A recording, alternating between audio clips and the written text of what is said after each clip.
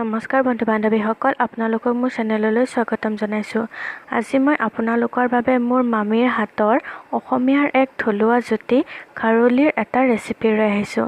এই ৰেচিপিটো যদি চাই ভাল লাগে তেনেহ'লে মোৰ চেনেলটো ছাবস্ক্ৰাইব কৰি দিব আৰু লগতে থকা বেল আইকনটো প্ৰেছ কৰি দিব যাতে আহিবলগীয়া ভিডিঅ' ন'টিফিকেশ্যন আপোনালোকে প্ৰথমে পাব পাৰে। এই ৰেচিপিটোৰ বাবে মই অলপমান সৰিয়হ ভালদৰে ধুই ৰ'দত শুকুৱাই লৈছোঁ আৰু লৈছোঁ এবাটি কলাখাৰ, 2 চামুচমান জলকীয়া গুড়ি আৰু সোৱাদ অনুসৰি নিমখ লৈছোঁ। এই ৰেচিপিটোৰ বাবে প্ৰথমে মই সৰিয়হখিনি মিক্সিত দি ভালদৰে গুড়ি কৰি লৈছোঁ। এই গুড়ি কৰা সৰিয়হখিনি এখন ঘন চালনীৰে চালি সৰিয়হৰ গুড়াখিনি উলিয়াই লৈছোঁ। এয়া দেখিছেনে, আমাৰ সৰিয়হৰ গুড়াখিনি ৰেডি হৈ গৈছে। চাওকচোন কিমান ধুনীয়া মিহি হৈছে। এই গুড়াখিনিৰ ওপৰত সোৱাদ অনুসৰি নিমখ আৰু জলকীয়া গুড়িখিনি দি আপোনালোকে ভালদৰে হাতেৰে মিহলাই ল'ব। এইদৰে আপোনালোকে ভালদৰে মিহলাই লোৱাৰ পাছত অলপকৈ কলাখাৰখিনি দি আটা মঠাৰ দৰে আপোনালোকে সৰিয়হৰ গুড়িখিনি ভালদৰে মঠি থাকিব।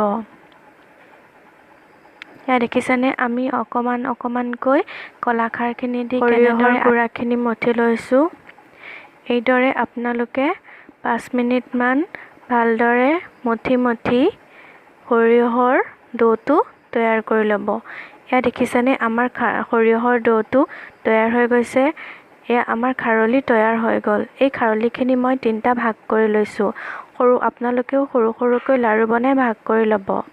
আনফালে মই গেছৰ ওপৰত কলপাতখন দি কলপাতখন অলপ ভালদৰে লেৰেলাই লৈছোঁ। দেখিছেনে, জুইৰ ওপৰত দিয়াৰ লগে লগে কলপাতখন কেনেদৰে লেৰেলি আহিছে।